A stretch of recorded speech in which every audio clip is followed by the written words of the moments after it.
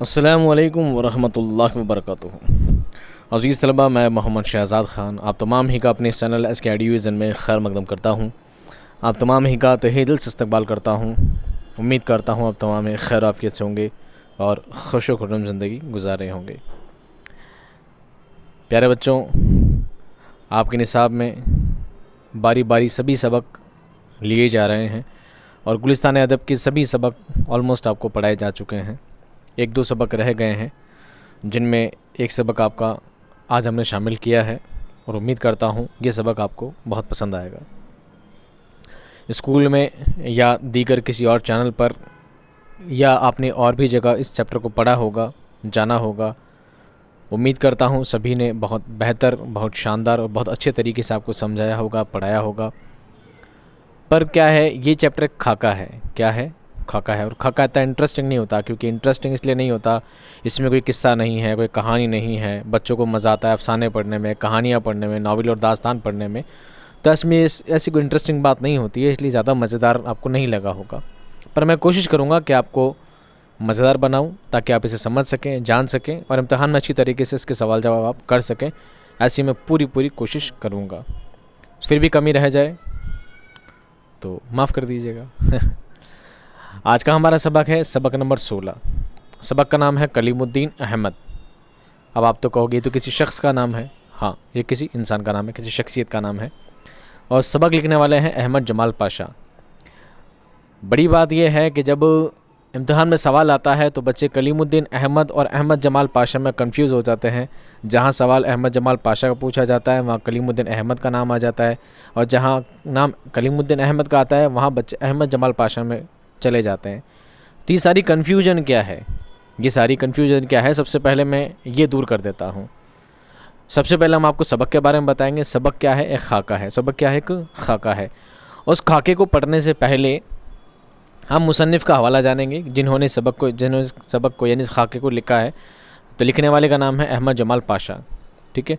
खाका किसके नाम पर है? खाका किसका लिखा गया है? कलीमुद्दीन अहमद का।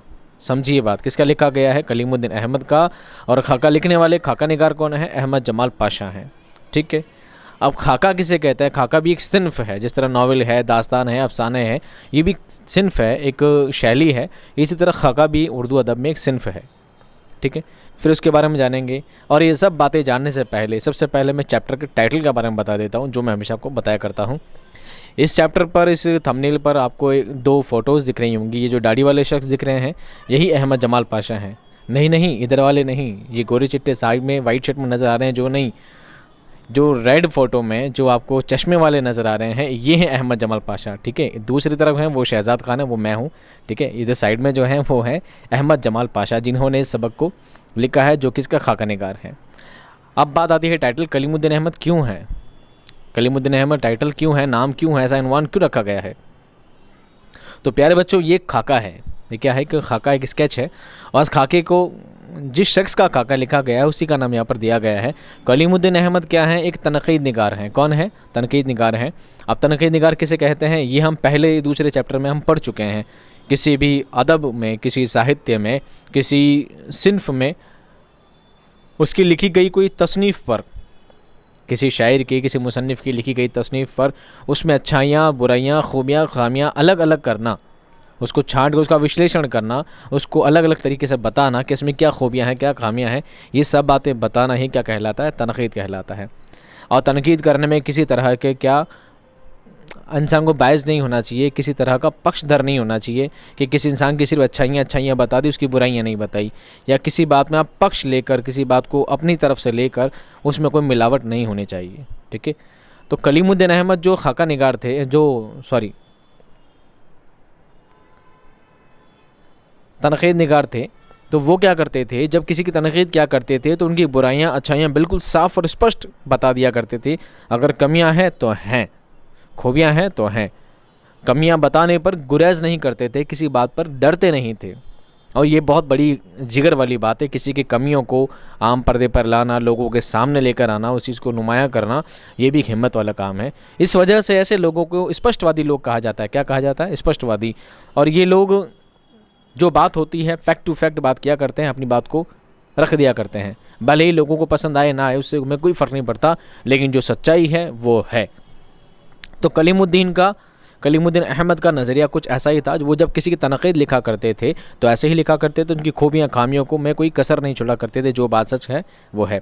इसी वजह से लोग उनको थोड़ा सख्त मिजाज समझा करते थे।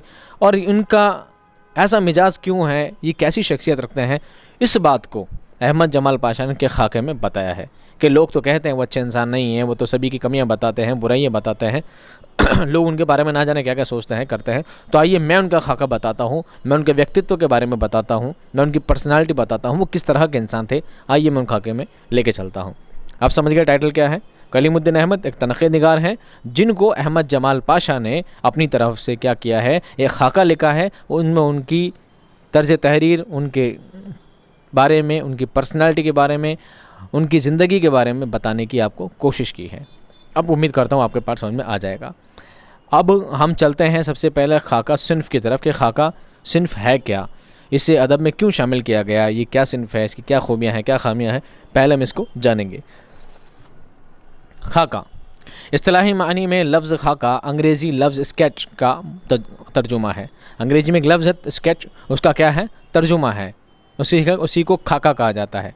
आपने स्केच देखो ना, स्केच पेंटिंग में पेंसिल से कोई किसी का आर्ट बनाना, किसी का चेहरा बनाना, तो वो एक चित्रकारी हो जाता है। उसी तरह किसी इंसान की ज़िंदगी को भी लिखना, ये भी क्या कहलाता है, खाका ही कहलाता है। किसी की ज़िंदगी के ऊपर एक मुख्तसर तारुफ लिखना, उसके बारे में एक तनकीदी जायज़ा देना। जैसे मैं आपको बहुत ही शॉर्ट में बताऊँ खाका निगारी किसे कहते हैं, तो आप मेरी ज़बान में सुनिए कि आपका कोई दोस्त है और अगर हम आपस में बात कर रहे हैं और आप मुझसे बात करते करते किसी दोस्त का जिक्र निकल जाए कि यार मेरा एक बहुत अच्छा दोस्त था पहले और बहुत अच्छा इंसान था, ठीक है, तो आप बोलेंगे कैसा दोस्त, कि हाँ फ़लाँ दोस्त था, उसका नाम ऐसा था। तो आप उसके बारे में क्या देंगे, शॉर्ट डिस्क्रिप्शन देंगे, उसके बारे में थोड़ी सी जानकारी देंगे। मेरा दोस्त है, 12th क्लास में पढ़ता था, मेरे साथ रहा करता था, बहुत अच्छा दोस्त था, क्योंकि आपने उसको देखा है, आप उसके साथ रहे हैं, ठीक है, आप उसको जानते हैं, इसलिए आप उसके बारे में बता पाएंगे। जिसके बारे में नहीं जानते उसके बारे में आप खाका नहीं लिख सकते। तो आपका दोस्त है, आपने उसके बारे में शॉर्ट जानकारी दे दी कि हाँ बहुत अच्छा दोस्त था, थोड़ा हमेशा पढ़ाई लिखाई करता था, बहुत ईमानदार था, माँ बाप का कहना मानना था, हाँ कभी कभी थोड़ा गुस्सैल भी था, थोड़ा गुस्सा किया करता था, यानी उसकी अच्छाई बुराई का आपने शॉर्ट में कुछ बात आप लोगों के सामने रख दी। यही चीज़ क्या कहलाएगी, खाका कहलाएगी। समझ गए ना खाका क्या है, किसी की ज़िंदगी के बारे में मुख्तसर तारुफ देना कि क्या खाका कहलाता है। अब देखिए, शख्सी खाके के लिए अंग्रेज़ी ज़बान में पेन पोर्ट्रेट या पर्सनल स्केच की इस्तिलाह भी इस्तेमाल की गई है। शख्सी खाका किसी इंसान का, शख्स का खाका पेन पोर्ट्रेट या पर्सनल स्केच कहा जाता है। आजकल खाका ही की इस्तिलाह राइज है। खाके से मुराद ऐसी नस्र तहरीर होती है जिसमें किसी शख्स की मुनफरिद और नुमाया खसूसियत को इस अंदाज से बयान किया जाता है कि उसकी मुकम्मल तस्वीर आँखों के सामने आ जाए। तो अब जब आप उस दोस्त के बारे में बताओगे कि मेरा दोस्त हट्टा कट्टा है, लंबा चौड़ा है और स्मार्ट है, बहुत पढ़ा लिखा है, बहुत पढ़ाई करता है, ईमानदार है, तो आपके जहन में एक तस्वीर छप जाएगी कि हाँ इस तरह का वो शख्स हो सकता है, इस तरह का वो इंसान है, इस तरह की शख्सियत, एक पर्सनैलिटी आपके दिमाग में छप जाएगी। वही बात खाका कहलाता है। इसमें जिस शख्स की तस्वीर कशी की जाती है उसके ख़यालात व अफ़कार, सीरत व किरदार, आदात व अतवार सब की झलकियाँ नज़र आती हैं। खाके का मकसद यही होता है कि मुताल्लिका शख्सियत की ज़ाहिरी और बातिनी खसूसियत से ऐसे नुमाया औसाफ का बयान किया जाए जो उसकी इनफरादियत और पहचान का ज़रिया हो। यानी खाका निगार के लिए ज़रूरी है कि उसकी उन बातों को बताया जाए, चाहे उसकी अच्छाइयाँ हों, चाहे बुराइयाँ हों, चाहे उसकी खूबियाँ हों, उसकी खामियाँ हों, ऐसी बातों को सबके सामने लाया जाए जो उसकी पहचान बन सके, जिन बातों से वो जाना और पहचाना जाता है, वो बातें सबके सामने लाना ही खाका निगारी का क्या है, जुज़ू है। इसके लिए खाका लिखने वाले का उस इंसान की शख्सियत से ना सिर्फ मुतासिर होना ज़रूरी है बल्कि उससे वाक़फ़ियत और क़ुरबत भी ज़रूरी है। ज़रूरी ये नहीं है कि आप सिर्फ उससे प्रभावित हैं, आप उसे मुतासिर हैं इस बात से लिख रहे हैं, ये बात ज़रूरी नहीं है, बल्कि आपका उसको जानना भी ज़रूरी है। ऐसे तो मैं सर सैयद अहमद खान से बहुत मुतासिर हूँ, बहुत आला शख्सियत है, बहुत अजीम शख्सियत है, पर बेटा मैंने उनको देखा नहीं, मैंने उनको जाना नहीं, मैं उनसे मिला नहीं हूँ। सिर्फ मुतासिर होना, प्रभावित होना ज़रूरी, मैं जानना भी ज़रूरी है। जब तक मैं उनके साथ रहूँगा नहीं, उनको जानूंगा नहीं, तब तक मैं उनके बारे में खाका नहीं लिख सकता। तो कहने का मतलब ये, खाका कौन लिख सकता है, जो उसके साथ रहा हो, जो उसकी जानकारी रखता हो, उनके बारे में पूरी नॉलेज रखता हो, वही खाका अच्छी तरह से लिख सकता है, जो उनकी खूबियाँ, खामियाँ, कमियाँ, अच्छी बातें, बुरी बातें सब जानता हो। खाका निगार सवाना निगारी से मुख्तलिफ है। हाँ, अब ये मत सोचना खाका निगारी खाका निगारी सवाना निगारी है, किसी की जीवनी नहीं है। जीवनी में तो ज़िंदगी की सारी बातें शामिल की जाती है, उसकी ज़िंदगी से लेकर उसकी मौत तक जो भी हालात होते हैं, जो खास खास घटनाएं होती है, सब की सब बातें उसमें बयान की जाती है। खाका निगारी में ऐसा नहीं है। खाका तो क्या है, मैंने क्या कहा, आप अपने दोस्त के बारे में ये थोड़ी बताओगे कि मेरा दोस्त फ़लाँ शहर में पैदा हुआ था, फिर उसने पहली क्लास पास की, फिर दूसरी क्लास पास की, फिर तीसरी पास की, फिर उसने चौथी में शहर बदल लिया, फिर चौथी क्लास उसने उस स्कूल में पढ़ी, पाँचवीं क्लास उस स्कूल में पढ़ी। ऐसा थोड़ी बताओगे। मैं पूछूँगा आपको दोस्त कैसा, आप बताओगे यार लंबा चौड़ा है, स्मार्ट है, बढ़िया है, पढ़ता लिखता है, माँ का कहना मानता है। ये खाका है, ये सवाना उम्री नहीं है, ये जीवनी नहीं पूछी मैंने आपसे उससे। तो खाका समझ गए ना, खाका अलग चीज़ है और सवाना उम्री अलग चीज़ है। समझ गए बात आप। उसकी शॉर्ट जानकारी देना, उसके बारे में बताना वो शख्स कैसा है, करंटली वो शख्स कैसा है, मैं उससे मिला हूँ, कैसा शख्स है, ये खाका निगारी कहलाती है। बल्कि उसकी पूरी ज़िंदगी का हालात आपको नहीं बताने हैं। इसमें सवाना हयात की तरह वाक़यात तरतीबवार नहीं लिखे जाते और ना ही तमाम हालात और वाक़यात का बयान करना ज़रूरी है, जैसा मैंने आपको अभी बताया। बल्कि खाका निगारी में हालात और वाक़फ़ियत का बयान ज़मनी तौर पर किया जाता है जो शख्सियत के किसी पहलू को उजागर करते हैं। हाँ, ये ज़रूरी है, इसमें वाक़यात पेश किए जाते हैं, कुछ वाक़ये, कुछ ख़ास किस्से बयान किए जाते हैं। आप कहोगे मेरा दोस्त पढ़ता था, लिखता था, सब बात आप बताओगे। साथ में ये भी कहोगे कि हाँ, एक बार मैं स्कूल में था ना, तो मेरे दोस्त की और मेरी क्या बहुत ज़बरदस्त लड़ाई हो गई थी। आप पूछोगे लड़ाई क्यों हो गई थी लड़ाई, कि एक बार क्या हो गया, मैंने उसको ऐसा कह दिया था, उसने मुझे ऐसा कह दिया था, फिर फ़लाँ बात हो गई, फिर हम दोनों के बीच में मामला बिगड़ गया, फिर हम दोनों की बहुत ज़बरदस्त लड़ाई हो गई थी। आप खाका, फिर आप वो बात बता सकते हो। यानी ये बात कब की है, ये बात समझ लीजिए कुछ महीनों पहले की है। फिर आप पूछोगे, फिर आपको बात चलते चलते बोलोगे कैसा, अरे यार वो उसकी तो यार आदत ही ख़राब है यार, वो तो सबसे ऐसे ही बोलता है, वो तो बदतमीजी से बात करता है। एक बार उसने बचपन में ना अपने पापा को ही गाली बोल दी थी, उसने अपने पापा को ही गाली बोल दी थी, उसने पापा ने उसको बहुत मारा था। अब ये बात तो मैं करंटली बता रहा हूँ, फिर बात पीछे चली जाती है। वाक़यात का कोई क्या कहते हैं तरतीब नहीं होती, कुछ सिस्टम नहीं होता, कभी बात आगे की कभी बात पीछे की, इसमें हर तरह से बताई जाती है। बस खाका निगारी में खाका पेश करना है कि उस शख्स कैसा है, उस शख्स की ज़िंदगी की बातें बतानी है, कुछ खास बातों को जोड़कर बताना है, ना कि पूरी ज़िंदगी को सामने उजागर करना है। ठीक है, आगे देखिए। खाका निगार किसी शख्सियत से मुतासिर होकर उसका खाका ज़रूर लिखता है, लेकिन उसकी तहरीर से मरऊबियत का इजहार नहीं होना चाहिए। उसकी तहरीर से मरऊबियत का इजहार नहीं होना चाहिए। उसका बयान ऐसा होना चाहिए कि वो गैर जाबेदार नज़र आए। कैसा नज़र आए? गैर जाबेदार नज़र आए। अब आप पूछोगे मरऊबियत क्या होता है? कहने का मतलब ये है कि उसकी तहरीर से बायसनेस नज़र नहीं आए, पक्षपात नज़र नहीं आए। ठीक है, उसकी तहरीर से क्या पक्षपात नज़र नहीं आए। ऐसा नहीं हो कि मैं किसी शख्स से मुतासिर हूँ तो ज़रूरी नहीं कि मैं उस शख्स से बहुत ज़्यादा प्रभावित हूँ तो मैं उसकी अच्छाइयाँ आपके सामने पेश कर दूँ, उसकी बुराइयों को छुपा लूँ। ऐसा भी नहीं है, बल्कि उसकी अच्छाइयाँ बुराइयाँ सब बिना किसी पक्ष के, बिना किसी हित के सब बातें सामने बयान करना होता है। उसका बयान ऐसा होना चाहिए कि वो गैर जाबेदार नज़र आए। इसलिए ये ज़रूरी है कि खाके में शख्सियत की खूबियों और ख़ामियों दोनों को बयान किया जाए, वरना शख्सियत की मुकम्मल तस्वीर सामने ना आ सकेगी, जो खाका निगारी का असल मकसद है। ये बात मैं आपको डिटेल में समझाता हूँ। ठीक है, जिस तरह खूबियों का बयान मरऊबियत से पाक होना चाहिए, उसी तरह ख़ामियों के बयान में ज़ाती दुश्मनी और अनाद का पहलू नहीं आना चाहिए। ख़ामियों के बयान में बहुत अपनाइयत का एहसास नुमाया होना चाहिए। किताब में शामिल खाका कलीमुद्दीन अहमद खाका निगारी की अच्छी मिसाल है। अब आप ये देखिए, स्केच बनवाने का जो आपने काम देखा है, आपने सोचा होगा कि आपने मूवीज़, ट्रेलर, फिल्में, सीरियल्स देखे होंगे कि पता लगाना होता है, पुलिस को पता लगाना होता है कि आपने मुजरिम को देखा था, तो आप कहोगे हाँ मैंने मुजरिम को देखा था। तो पुलिस वाले बोलते हैं ठीक है, इसे थाने लेकर आओ, इससे पूछो कि वो शख्स कैसा दिखाई देता था। तो स्केच वाला पूछता है अच्छा बताओ उसके बाल कैसे थे, फिर आप बता तो लंबे बाल बनाता है। फिर बोलता है कि उसकी आंखें कैसी थी, पतली थी, मोटी थी, छोटी थी, तो आप उसकी आंखें बता देते हो। फिर बोलता होठ कैसे थे, कान कैसे थे, रंग काला था, गोरा था, वो सब बातें पूछता जाता है और आप ऐसी पीछे बातें बताते जाते हो। तो लगभग हूबहू वैसा तो नहीं, लेकिन हाँ काफ़ी हद तक उसकी शक्ल वैसी बन जाती है जैसा कि आपने उसे देखा था। ठीक है, अगर आप ये देखें कि फ़लाँ शख्स, किसी शख्स की अगर आप तस्वीर कशी कर रहे हैं, उसकी खाका बयानी कर रहे हैं, उसके खाका बयान कर रहे हैं, और पुलिस आपसे पूछे वो बंदा कैसा था, आप बोलो बाल तो लंबे थे, होंठ उसके पतले थे, और अब सही बात क्या थी, उसकी एक आँख कानी थी, एक आँख उसकी फूटी हुई थी। अब आप बोलोगे एक आँख फूटी हुई बताऊंगा तो अच्छा नहीं लगेगा। वो बोले आँखें कैसी थी, कि साहब बहुत शानदार थी, एकदम हिरन की माफिक, मस्त मछली जैसी आंखें थे उसकी, पतली पतली। और होठ कैसे थे, होठ बहुत बड़े थे, शानदार थे, गाल फूले हुए थे। अब आप उसकी जैसी बातें उसमें थी, उसकी कमियां तो आप बता नहीं रहे हो, बल्कि उसमें कुछ पक्षपात करके उसकी अच्छी तस्वीर बनवाने के चक्कर में आप वो सब बातें उल्टी पुल्टी बताए जा रहे हो। तो बताओ क्या शख्स वैसा बन पाएगा, वैसी तस्वीर बन पाएगी जैसी आपने देखी? नहीं, बल्कि तस्वीर उलट पुलट किसी और शख्स की बन जाएगी, वैसी नहीं बन पाएगी।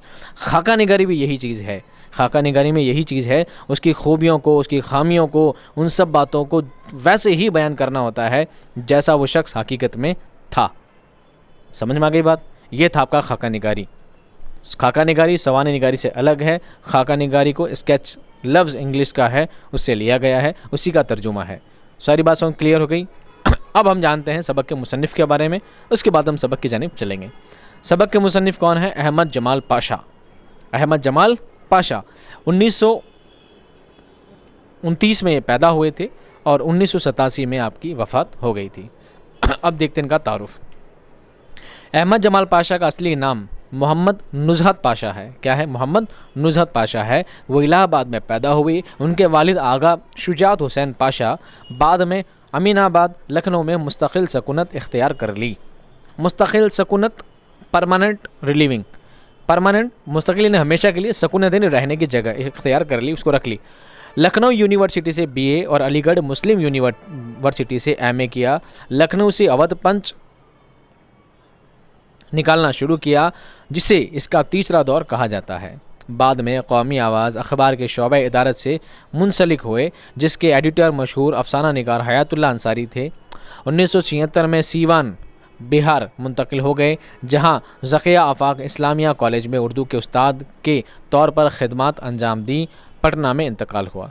अब ये बिल्कुल क्या है, शॉर्ट समरी इनकी, कि वो कहाँ पैदा हुए, कहाँ उनकी वफ़ात हुई और कहाँ उन्होंने कहाँ पढ़ाई की है और कहाँ उन्होंने नौकरी की है, कहाँ मुलाजिम रहेंगे, सब बातें आपको शॉर्ट में बता दी जाती हैं। इन बातों को ज़्यादा समझाने की और बताने की ज़रूरत मुझे नहीं है, आप खुद ही इनको समझें और क्या करें, याद करने की कोशिश करें। आगे देखिए। अहमद जमाल पाशा ने 1950 से लिखना शुरू किया। ज़माने तालिब इल्मी में अलीगढ़ के रिसाले स्कॉलर के मुदीर हुए और उसके पैरोडी नंबर की वजह से शोहरत पाई। ये बहुत बड़ी बात, ये समझ रही बात है। अहमद जमाल पाशा ने 1950 से लिखना स्टार्ट कर दिया था। ज़माने तालिब इल्मी यानी स्टूडेंट लाइफ से, ज़माना यानी दौरान काल, और तालिब इल्म यानी स्टूडेंट, जब स्टूडेंट थे, विद्यार्थी थे, जब तालिब इल्म थे, तभी से ही आपने लिखना शुरू कर दिया था। और एक स्कॉलर, एक रिसाला था, रिसाला कहते हैं पत्रिका, एक पत्रिका, एक मैगज़ीन आती थी स्कॉलर, उसके मुदीर हुए और पैरोडी नंबर की वजह से शोहरत पाई। पैरोडी नंबर, उसमें पैरोडियाँ, एक पैरोडी का कॉलम आता था, उससे आपने क्या पाई, शोहरत पाई। अब पैरोडी कैसे कहते हैं, पैरोडी डिटेल में आपको समझाया तो ऐसा है, मैं शॉर्ट में समझाता हूँ पैरोडी कैसे कहते हैं। अदब में लिखी गई कोई भी, चाहे वो नस्र हो, चाहे नज़्म हो, चाहे गज़ल हो, चाहे अफसाना हो, चाहे नावल हो, कुछ भी हो, ठीक है, अदब में लिखी गई कोई भी सिन्फ हो, उसको मज़ाहिया अंदाज में वापस लिखना, मज़ाहिया अंदाज में दोबारा लिखना, रिक्रिएट करना, क्या कहलाता है, क्या कहलाता है? ये कहलाता है पैरोडी कहलाता है। आज की भाषा में, आज की ज़बान में मैं इसे मीम्स कह सकता हूँ। क्या कह सकता हूँ? मीम्स कह सकता हूँ कि इंसिडेंटली कोई भी केस हुआ है, कोई फिल्म का सीन है, कोई मूवी का सीन है, कोई ट्रेलर है, कोई बात है जो हकीकत में कोई सीन से सीरियस मुद्दा भी है, लेकिन मीमर्स क्या करते हैं, उस पॉइंट को लेते हैं, उस पॉइंट ऑफ व्यू को लेते हैं और सामने रख देते हैं, उस पर एक दो लाइन टैग कर देते हैं, उसके वर्ड थोड़े चेंज कर देते हैं और उसको क्या करते थे, हास्य या मजाक के तौर पर उसे पेश कर देते हैं। लेकिन हालांकि इनका मजाक थोड़ा फूहड़ है, मीमर्स का मजाक थोड़ा फूहड़ है, भद्दा है, गंदा है, वल्गर है। लेकिन पैरोडी नंबर जो हुआ करता है, इसमें मजाकतन तौर पे बात तो करते ही हैं, लेकिन उसमें भी एक मैसेज होता है, उसमें एक तंज के साथ, उसमें व्यंग्य के साथ एक तंज भी छलकता है, ठीक है, हंसी के साथ एक तंज भी होता है उसके अंदर, एक समझने वाली, एक मैसेज की बात भी होती है, सटायर आप जिसे कह सकते हैं। अंदेशा शहर, सितम ईजाद, लज्जत आज़ार, मज़ामीन पाशा, चश्म हैरा और पत्तों पर छिड़काव वगैरह उनकी मशहूर मज़ाहिया किताबें। मज़ाहिया समझ ना, मिजाहिया, मज़े लेने वाली, हास्यात्मक कॉमेडी टाइप की किताबें हैं। ज़राफ़त और तनकीद उनके तनक़ीदी मज़ामीन का मजमुआ है। ज़राफ़त और तनकीद उनके तनकीदी मजमून है, उनका क्या है, मजमुआ यानी संग्रह है। उनके मशहूर मज़ामीन में अदब में मार्शल लॉ, मुझसे एक चाय की प्याली ने कहा, यूनिवर्सिटी के लड़के, गिल्ली डंडे पर सेमिनार और सितम इम्तिहान के मैदान में अहमियत के हामिल हैं। यानी अहमियत का दर्जा रखते हैं। उन्होंने बाज़ पैरोडियाँ भी लिखी हैं जिनमें कपूर एक तहकीकी और तनकीदी मुताला और आमुख्ता बयानी मेरी को बहुत शोहरत हासिल हुई। कपूर का फ़न बहुत ज़्यादा अहमियत रखती है, बहुत ख़ास, बहुत क्या कहते हैं, उम्दा आला पाए की, आला दर्जे की पैरोडी मानी जाती है।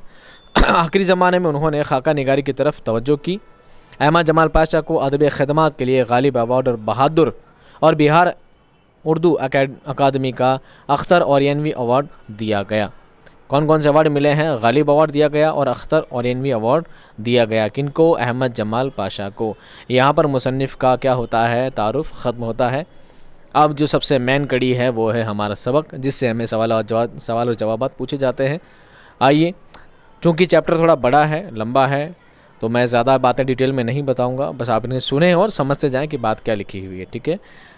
जहाँ बात समझने की होगी तो आपको ज़रूर समझाएंगे और नॉर्मल बातें आपको समझने की कोशिश करें। आप 12वीं क्लास के छात्र हो, आप 12th क्लास के स्टूडेंट हो, तालिब इल्म हो, आप में इतना शऊर, इतनी समझ होनी ही चाहिए। फिर भी मैं आपको बताता चलूँगा। कलीमुद्दीन अहमद, ये बात कोई 1954-55 की है, जब मैं उस्ताजी प्रोफ़ेसर सैयद एहतशाम हुसैन की खिदमत में हाज़िर होता और गिरोह तनहा, और अगर वो तनहा होते तो एक किताब बहुत गौर से पढ़ते या उस पर पेंसिल से निशान लगाते होते। ये बात 1954-55 की है। कौन बता रहे हैं? अब ये बता रहे हैं अहमद जमाल पाशा बता रहे हैं।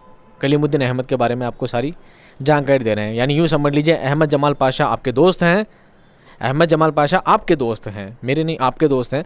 और आप पूछ रहे हो कि कलीमुद्दीन अहमद कौन है, तो आपको बता रहे हैं। आप यूँ समझ लीजिए कि आप कलीमुद्दीन अहमद को नहीं जानते हैं, तो आप उनसे पूछे कलीमुद्दीन अहमद कौन है, तो अहमद जमाल पाशा जो आपके दोस्त हैं वो आपको बता रहे हैं कि मैं बताता हूँ कैसे हैं। तो ये बता रहे हैं, सुनते जाइए। ये बात कोई 1954-55 की है, जब उस्ताजी प्रोफ़ेसर कौन थे? एहतशाम हुसैन, ये भी तनकीद निगार हैं। उनकी खिदमत में हाजिर होता था तो वो एक किताब पढ़ते रहते थे। क्या करते थे? एक किताब पढ़ते थे, बड़े गौर से पढ़ते थे और उस पर क्या करते थे? पेंसिल से निशान लगाते रहते थे। हम लोगों को बड़ी जुस्तजू रहती कि आखिर ये कौन सी किताब है। इस किताब पर एक मोटा सा चमकदार कोर चढ़ा रहता, जो गालिबन किसी कैलेंडर को काट कर तैयार किया गया था। किसी कैलेंडर का पेपर हो, बचा हुआ कोई कैलेंडर होगा पुराना, तो जाडा सा अच्छा मोटा सा पेपर था, उसको कवर बना के उस किताब पर चढ़ाया गया था। और हमें जुस्तजू थी, इस बात को जानने की जिज्ञासा थी, क्यूरियोसिटी थी कि क्या चीज़ है। काय की किताबें हमेशा पढ़ते रहते हैं, क्या चीज़ है, हमें हमेशा जुस्तजू थी। कभी कभी वो इतने मुनहमिक और मुस्तगरक होते कि हमारी मौजूदगी तक का नोटिस ना लेते। कभी कभी इतने मुनहमिक कहते हैं व्यस्त, मुनहमिक कहते हैं व्यस्त, इतने बिजी थे। कभी कभी मुस्तगरक यानी डूब जाना, मुस्तगरक कहते हैं डूब जाना, कहते हैं ना गर्क करना, डूब जाना। मुस्तगरक कहते हैं डूब जाना या खो जाना। कभी कभी तो इतने ज़्यादा व्यस्त होते थे, इतने ज़्यादा खो जाते थे कि हम वहाँ हैं भी कि नहीं, इस बात को भी ध्यान में नहीं लाते थे। उसको पढ़ते में उनके चेहरे का रंग बदलता रहता और अक्सर बड़बड़ाते थे, और अक्सर बड़बड़ाते रहते थे, पढ़ते रहते थे और कुछ ना कुछ बोलते रहते थे। ये बात हमेशा नोटिस करते रहते थे। हमारा मोहतात अंदाज़ा था, ये था कि ये या तो तनक़ीद पर कोई किताब है या फिर इसकी शरह या कुंजी है। मगर हमारे एक दोस्त शौकत उमर का मोहतात अंदाज़ा था कि इस किताब का ताल्लुक़ बारूद साजी की सनअत से है या फिर इसमें बम बनाने का नुस्खा दर्ज है। ठीक है, ये सब अंदाज़ा एक मोहतात लफ्ज़ है। मोहतात कहते हैं एहतियात रखने को, एहतियात वाला एक इन्होंने अंदाज़ा लगाया कि हो सकता है ये जो किताब पढ़ रहे हैं ये हो सकता है कोई क्या है, तनक़ीद निगारी की किताब है, कोई तनक़ीद की किताब है, या तनक़ीद कैसे लिखते हैं उससे रिलेटेड कोई किताब हो सकती है, इसीलिए इसमें इतने ज़्यादा डूबे और खोए रहते हैं। हमारा अंदाज़ा था। लेकिन उनका एक दोस्त था, वो कहता है नहीं मुझे तो लगता है बात ऐसी है, बात कुछ और ही है, इसमें बारूद साजी कहते हैं बम बनाने को। क्या कहते हैं? बम, किसी बम बनाने का कोई नुस्खा है, इसे हमेशा पढ़ते हैं, ना जाने कौन सा बम बनाने का नुस्खा है, कोई बम बनाने का कोई फार्मूला है जो हमेशा यहाँ पर पढ़ते रहते हैं। वो किताब रफ्ता रफ्ता सूत की हैसियत इख्तियार करती जा रही थी। एक दिन दोपहर को हम लोग मई जून की गर्मी में पहुँचे तो देखा कि क़िबला तो बेखबर उनका गफ़ील हैं और सिरहाने मीर के वही सूतनुमा किताब धरी है। अब देखिए, ये कहते हैं, ये जो वर्ड लिखे ना अजीब अजीब से, इसको समझने की कोशिश किए। वो कहते हैं रफ्ता रफ्ता जो किताब है सूत की हैसियत इख्तियार कर ली। सूत कहते हैं कॉटन्स को, ठीक है। और एक दिन हम दोपहर में गए, मई के दिनों में हम चले गए, तो हमने देखा कि किबला तो बेखबर, किबला किसी को इज़्ज़त देने के लिए कहा जाता है, किबला मोहतरम, ठीक है, किबला कहा जाता है इज़्ज़त के हिसाब से। अदब के हिसाब से कि किबला तो अंटा गफील है, यानी बिल्कुल खोए हुए हैं, बिल्कुल अंटा गफील को सोए सोए पड़े हैं, इसलिए कहा जाता है। और सिरहान मीर की वही सूतनुमा किताब, मीर की किताब वही पढ़ी थी जो वहाँ पर धरी थी, नहीं पढ़ी थी। हम लोगों ने आपस में आंखों ही आंखों में एक दूसरे को इशारे किए, खामोशी से किताब उठाई और गायब हो गए। और हमने देखा आज सही मौका है, आज जनाब एहतशाम हुसैन साहब क्या हैं, किताब पढ़ रहे थे तो आज सो रहे हैं, तो आप चुपचाप किताब उठा लो, हम भी देखें इसमें कौन सा बम का फार्मूला है। गोलागंज में मेहदी के होटल में उन तमाम साहिबजादों ने जो मुस्तकबिल में उर्दू शौर व अदब के चांद सितारे करार पाने वाले थे, उस किताब को बहुत ही गौर से खोला, किताब का कवर निकाल कर अलग कर दिया। उस पर लिखा था उर्दू तनक़ीद पर एक नज़र अज़ कलीमुद्दीन अहमद। अब ये जो लड़के हैं सारे, ये लड़के कोई आम लड़के नहीं है, उस ज़माने में स्टूडेंट थे, उस ज़माने में स्टूडेंट थे। ये जो अहमद जमाल पाशा हैं और दूसरा नाम किसका है, शौकत उमर का जो नाम है, ये कोई आम लड़के नहीं है, आपकी तरह नॉर्मल बच्चे नहीं। ये आगे जाकर अदब के बहुत बड़े अदीब बनने वाले थे, बहुत बड़े अदीब बनने वाले थे, बहुत बड़े साहित्यकार बनने वाले थे ये लोग आगे जाकर बढ़कर। और इन लोगों ने क्या किया, वो किताब उठा ली। मुस्तकबिल कहते हैं भविष्य, मुस्तकबिल कहते हैं भविष्य, ठीक है, भविष्य में जाकर ये बनने वाले थे। इन लोगों ने उठाई किताब लाए, किताब का कवर अलग किया, और किताब कवर अलग करने पर अंदर क्या लिखा था, उर्दू तनक़ीद पर एक नज़र, उर्दू तनक़ीद पर एक नज़र अज़ कलीमुद्दीन अहमद। अज़ यानी लिखा हुआ, बाय यानी किसने लिखी है, ये किताब किसने लिखी है, उर्दू तनक़ीद पर एक नज़र, ये किताब लिखने वाले अज़ कलीमुद्दीन अहमद। तो देखिए कहानी का हीरो यहाँ से एंट्री लेता है, कलीमुद्दीन अहमद की यहाँ से क्या होती है, एंट्री होती है। सारी किताब पर मालूम होता था कि पेंसिल से चांदमारी करके गोद दिया गया है। कुछ इस किस्म के सवालात उठाए गए थे, आखिर कलीमुद्दीन क्या चाहते हैं। अब कहते हैं पूरी किताब पर पेंसिल से गोले गोले बना रखे थे, ना जाने समझ में नहीं आ रहा था आखिर कलीमुद्दीन चाहते क्या, इस किताब को लिखकर चाहते क्या हैं। बात तो सही है, मगर आखिर ये अंदाज़ किस हद तक मुनासिब है, कोई सवाल ही नहीं पैदा होता। मुखालिफत तो आसान है, मगर मार्क्सिज्म समझना बहुत मुश्किल है। बात तो सीधी है, मगर उसमें बरहमी या तंज की क्या गुंजाइश थी। तकरार, जुलीदा बयानी, आखिर इस बात का मगरिब से क्या ताल्लुक़, गज़ल से अंग्रेज़ी शायरी या मगरिब का क्या वास्ता, ये तारीफ़ है या हजव मली, मतलब वाज़े ना हो सका, आखिर कहना क्या चाहते हैं। यानी कुल मिलाकर जब वो किताब को पढ़ रहे हैं, जब वो किताब का मुताला कर रहे हैं, तो देख रहे हैं किताब में ज़्यादातर सवाल ही सवाल हैं, ज़्यादातर सवाल ही सवाल किए गए हैं। उस किताब में अलग अलग तरह के सवाल हैं, और सवाल पढ़ने पर क्या महसूस करते हैं। देखिए सवाल कैसे है, ये कहते हैं कि आखिर कलीमुद्दीन चाहते क्या हैं, ये सवाल है कुछ तरह के। बात तो सही है, आखिर किस हद तक मुनासिब है। उर्दू तनकीद के बारे में लिखते हैं कि कोई फ़लाँ बात हुई है और बात सही तो है, लेकिन किस हद तक सही है, कोई सवाल ही नहीं बनता, कोई सवाल ही पैदा नहीं होता। कहते हैं ना हम, कोई सवाल ही पैदा नहीं होता, ऐसा तो होना ही नहीं चाहिए, ऐसा तो होना चाहिए। मुखालिफत तो आसान है, मगर मार्क्सिज्म को समझना मुश्किल है। इस तरह के उटपटांग सवाल उसमें लिखे थे।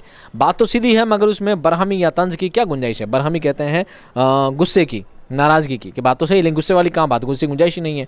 फिर कभी लिखते हैं तकरार का मतलब लड़ाई झगड़ा। कभी लिखते हैं जुलीदा बयानी का मतलब होता है गैर मरबूत गुफ्तगू करना, ऐसी बातें जिनका कोई सिर पैर नहीं हो, बेफजूल की बातें करना, जिस बात का कोई औचित्य नहीं हो, है ना, बेऔचित्यतापूर्ण की बातें करना।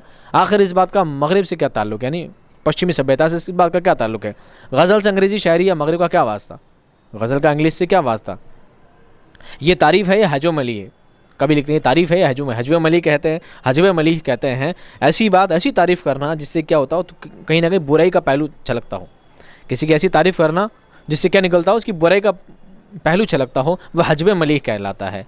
जैसे जनाब आप तो बहुत सत्यवादी हरिश्चंद्र हो, जनाब आप तो हमेशा ही सच बोलते हो, आप तो बहुत सच्चे आदमी हो। यानी आपको पता है वो इंसान झूठा है, आपको पता है ना वो इंसान फला इंसान झूठा है, और आप फिर भी उसके मुंह पर से बोलते हो अरे साहब आप तो बहुत सच्चे आदमी, एकदम ईमानदार आदमी हो, आपको तो सब जानते हैं। यानी बोल तो आप सच ही रहे हो, लेकिन कहीं ना कहीं इस बात में उसकी तारीफ़ कर रहे हो, लेकिन तारीफ़ में भी क्या निकल रही है, इंसल्ट निकल रही है, तारीफ़ में भी उसकी क्या निकल रही है, बुराई निकल रही है। तो ऐसी बात को हजव मलीह क्या कहा जाता है, ठीक है। मतलब वाज़े ना हो सका, कभी लिखते हैं मतलब वाज़े ना हो सका, आखिर कहना क्या चाहते हैं। यानी कुल मिलाकर ऐसे ऊट पटांग सवाल इसमें बहुत सारे लिखे थे। ये बात पढ़ के सब क्या हो गए, बोर हो गए कि यार ये कौन सी किताब है।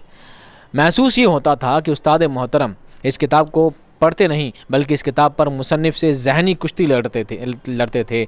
जा बजा किताब पर मार्क्स और इंग्लिश के अक़वाले ज़री दर्ज थे। अब क्या है, कुल मिलाकर जो बात लिखी थी, जो किताब लिखी थी, उस किताब से क्या करते हैं, सैयद एहतशाम हुसैन किताब पढ़ते जाते तो जगह जगह सवाल, जगह जगह सवाल, इस सवालों की बौछार कर रखी थी। तो कहते हैं आखिर क्या चाहते हैं, किताब पढ़ रहे हैं कि किताब वाले से दुश्मनी निकाल रहे हैं, किसी बात पर जंग कर रहे हैं, ऐसा उनको महसूस होता था। हम लोगों का ख्याल था कि कलीमुद्दीन अहमद कोई बहुत बेडब आदमी है जो हमारे उस्ताद को बुरी तरह से परेशान किए हुए है। हाँ, अब इनको ऐसा लगा कि ये जो कलीमुद्दीन अहमद जो बंदा है, ये कलीमुद्दीन जो क्या है बंदा है, ये क्या करता है, हमारे उस्ताद का इससे कोई झगड़ा है और ये जो भी बातें लिखता है, मतलब ऐसी बातें लिखता है जो हमारे उस्ताद साहब के, हमारे उस्ताद यानी एहतशाम हुसैन के लायक नहीं है, उनसे जंग करने पे तुला है और उनके लिए सब बातें बुरी बुरी लिखता है ना। इसलिए हमारे उस्ताद क्या कर रहे हैं, इसको पढ़ते जा रहे हैं, उसमें कोई रिमार्क्स कर रहे हैं, जगह जगह टिक मार्क कर रहे हैं। आप टीचर को कॉपी चेक कराने जाते हो तो टीचर आपका दुश्मन थोड़ी है, टीचर आपका दुश्मन है नहीं, टीचर आपका दोस्त है, टीचर आपसे मोहब्बत करता है। जब आप कॉपी लेकर जाते हैं, आप अपनी कॉपी चेक कराते हैं, वो आपकी गलतियों पर जगह जगह रिमार्क करते हैं, यहाँ पर गलत है, यहाँ पर गलत है, यहाँ पर गलत है, गोले गोले गोले बना देते रेड पेन से। इसलिए नहीं कि वो आपकी गलतियाँ बता रहा है, इसलिए कि बल्कि आपको सुधारना चाहता है, आप अपनी गलतियों को सुधारें ताकि आप ज़िंदगी में आगे बढ़ें। लेकिन वो सोचते थे कि ये कर रहे हैं ना तो क्या कर रहे हैं, जैसे कोई दुश्मनी निकाल रहे हैं, ऐसा उनको महसूस हो रहा था। मजबूरी ये थी कि मामले की तह या गहराई तक पहुंचने की सलाहियत हम में से किसी में न थी और किताब गायब करने के बाद अब मुसन्निफ़ के बारे में उस्ताद से दरियाफ्त करना बारूद को आग दिखाना थी। एक तो आपने किताब गायब कर दी, ऊपर से आप जाकर पूछो साहब ये कलीमुद्दीन साहब कौन है। एक तो किताब गायब हो गई पहले गुस्से में, ऊपर से जाकर पूछना, ये बात तो बिल्कुल ही पॉसिबल ही नहीं थी। ये सब लोग तो परेशान थे। अब ये जानना भी चाहते थे कलीमुद्दीन है कौन, जानना भी चाहते हैं, लेकिन क्या कहते हैं, आग को बारूद को आग दिखाने वाला काम था। क्या कहते हैं, उस बारूद में आग दिखा देंगे तो क्या हो जाएगा, विस्फोट हो जाएगा। इसलिए कलीमुद्दीन रोज़ अव्वल ही हमारे लिए मुअम्मा बन गए। क्या बन गए, मुअम्मा बन गए। यानी ऐसी पहली, मुअम्मा कहते हैं पज़ल को, मुअम्मा कहते हैं पज़ल को, ऐसा पज़ल जिसका कोई हल नहीं होता। पज़ल का हल नहीं होता ना, बहुत सारे पज़ल्स का, तो हमारे लिए कलीमुद्दीन क्या बन गए, एक पज़ल बन गए, मुअम्मा बन गए। अब क्या किया जाए, तय पाया कि चूँकि हम लोगों ने सुरूर साहब को सरेदस्त कोई नुकसान नहीं पहुंचाया है, इसलिए उनसे जाकर अता पता मालूम किया जाए। इस लू धूप में सुरूर साहब ने हम लोगों को निहायत मशकूक नज़र से देखा और खैरियत पूछी। बहुत हिम्मत करके एक साहब ने बड़ा ही बुनियादी सवाल किया। अब इन्होंने पूछा कि, अब इन्होंने सोचा कि सैयद एहतशाम हुसैन साहब के पास हम जाएंगे, उनसे पूछेंगे कि कलीम साहब कौन है, तो उनको पता लग जाएगा कि आपने किताब चोरी कर ली है, आपने किताब उल्टा ली है, अब तो आपकी गालियाँ पड़ेगी, वो चिल्लाएंगे, आपको डांटेंगे। तो इन्होंने सोचा सुरूर साहब के पास जाते हैं। किनके पास जाते हैं, सुरूर साहब के पास जाते हैं। हालांकि उन्होंने आपको नुकसान नहीं पहुँचाया तो हम उनसे आराम से पूछ सकते हैं। बड़ी हिम्मत दिखा के सब के सब सुरूर साहब के पास पहुँचे और सुरूर साहब से जाकर बात करने लगे। अब बात करने लगे, सुरूर साहब ने बड़ी मशकूक नज़र से देखा। किस कौन सी नज़र से, मशकूक, यानी मशकूक बना है शक से, मशकूक बना है शक से, यानी शक की नज़रों से देखा। किसी को शक किया जाए ऐसी नज़र देखा कि ये आज हमारे पास आया है, ये सारे तीनों चारों शैतान यहाँ पर उठ कर आए हैं, मतलब दाल में कुछ काला है, कुछ शक की नज़रों देखा। फिर हम में से किसी एक ने बड़ी हिम्मत दिखाई और बड़ा ही बुनियादी सवाल किया, बड़ी ही कॉमन सी बात पूछी। क्या पूछी, देखिए सर, हम लोग ये जानना चाहते हैं कि तनकीद किसको कहते हैं। बिल्कुल कॉमन सवाल पूछा, ठीक है, डायरेक्ट नहीं पूछा। डायरेक्ट पूछा कलीमुद्दीन साहब कौन है, पक्का पता चलता था कोई ना कोई तो दाल में आपने काला किया ही किया है, कोई ना कोई आप खोट कर खाया, कोई कांड कर खाया आप सारे। तो बिल्कुल नॉर्मल, सर हम तो ये जानना चाहते थे तनकीद किसे कहते हैं। हाँ भाई, ये एक बात हुई। सुरूर साहब ने बड़ी तफसील से, निहायत सादा आसान तरीके से इस तरह समझाया कि मौजू को पानी कर दिया जो हमारे सरों पर से गुजर गया। इनका सवाल ये नहीं था, इनको ना तनकीद के बारे में नहीं जानना था, इनको जानना था किनके बारे में, कलीमुद्दीन साहब के बारे में। अब उन्होंने तनकीद के बारे में पूछ लिया, उन्होंने सारी बात बड़ी आसान, अच्छा बेटो बताता हूँ, तनकीद इसे कहते हैं अच्छे बुरे की पहचान करना, छांटना, करना, पूटना, सब बात बताया। इतनी लंबी चौड़ी की तरीके से, बड़ा तरीके से बताया, इतना आसान ही बताएंगे जब दिमाग की खोपड़ी के ऊपर से निकल गया। क्यों निकल गया, उनको बात जाननी नहीं थी, उनको जानना तो कुछ और था। फिर एक साहबजादे ने, जो आजकल एक यूनिवर्सिटी में सदर शोबा उर्दू, प्रोफेसर और नामी गिरामी नक़ाद वाक़े हुए हैं, अपनी तसल्ली के लिए पूछा। अब दूसरे साहब एक और थे, एक साहब और थे जो आज के टाइम में यूनिवर्सिटी के सदर शोबा उर्दू हैं, और उन्होंने अपनी तसल्ली के लिए पूछ लिया। क्या पूछा, दूसरा सवाल क्या था, सर जो तनकीद करता है उसे क्या कहते हैं। तनकीद का मामला पता लग गया। उन्होंने कहा नाक़िद, तनकीद करने वाला, नक़ाद, तनकीद करने वाला नक़ाद या तनकीद निगार भी कहते हैं, ठीक है, नक़ाद कहते हैं वैसे। एक दूसरे साहबजादे ने टुकड़ा लगाया उर्दू में बेहद अहम नकात कौन कौन से हैं, कौन कौन है, बेहद नकात कौन कौन है। इनको कुल मिलाकर सवाल ये पूछना था कलीमुद्दीन साहब कौन हैं, इनको जानना था। डायरेक्टली पूछने से क्या हो सकता था, फंस सकते थे। इसलिए उन्होंने तुक्का लगाते लगाते स्टार्टिंग से सवाल पूछे, ठीक है, कि सर पहले बताओ तनकीद किसे कहते हैं, फिर बोला अच्छा तनकीद लिखने वाले को क्या कहते हैं, अच्छा सर बढ़िया तनकीद निगार कौन है। घूमते घूमते बात को अपने पॉइंट तक लेकर आना चाहते थे। अब साहब जवाब देते हैं, सुरूर साहब क्या कहते हैं, हाली, शुबली, अब्दुल हक, रशीद अहमद सिद्दीकी, डॉक्टर सैयद अब्दुल्ला, कलीमुद्दीन अहमद, प्रोफेसर एहतशाम हुसैन वगैरह। कलीमुद्दीन अहमद का नाम सुनते ही हमारे चेहरे गुलाब की तरह खिल उठे। एक साहबजादे ने पूछा, और वाह मज़ा आ गया, घूम फिर के इनको तो कलीमुद्दीन अहमद का नाम चाहिए था और वो सर के मुंह से निकल गया, आप सर लपेटे में आ गए हैं। सर ये कलीमुद्दीन की क्या अहमियत है, किस किस्म के नकादों में इनका शुमार है, कौन से नकादों में इनको गिना जाता है, शुमार है यानी गिना जाता है। आगे देखिए भाई, मौजूदा दौर में सही सच्ची बात तो ये है कि सबसे ज़्यादा उन्हीं का शोहरा है। ये कहते हैं कि आज के नए टाइम में, जो मौजूदा करंटली टाइम में सबसे ज़्यादा जिसकी शोहरत है, सबसे ज़्यादा जो पूछा जाता है, जिसकी सबसे ज़्यादा इज़्ज़त है, जो सबसे ज़्यादा शोहरत वाला है, कौन है, वो कलीमुद्दीन साहब ही हैं। साहब बहुत ही अहम नक्काद है, बहुत ही ख़ास आदमी है। उनकी तनकीद में कुछ इंतहा पसंदी होती भी है और नहीं भी होती है। कलीम साहब उसूल तनक़ीद पर ज़ोर देते हैं, मगर ख़ुद उसूलों पर ज़रा कम ही चलते हैं, चलते भी हैं।